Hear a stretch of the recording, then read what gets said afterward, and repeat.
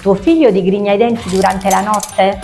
Ciao, sono la dottoressa Lida, la dentista dei bambini. Non preoccuparti, è una cosa normale, è una parafunzione. È normale che durante la notte il bambino digrigni i denti perché la sua occlusione non è stabile. È un fenomeno che tende a scomparire spontaneamente perché è legato alla dentizione e alla crescita. Quindi quando bisogna preoccuparsi? Solamente quando il bambino lamenta dolore ai denti o alla mandibola, quando i denti presentano un'eccessiva usura e quando determina un sonno troppo agitato durante la notte. Continua a seguirci per avere dei consigli utili sulla crescita del tuo bambino e sulla prevenzione.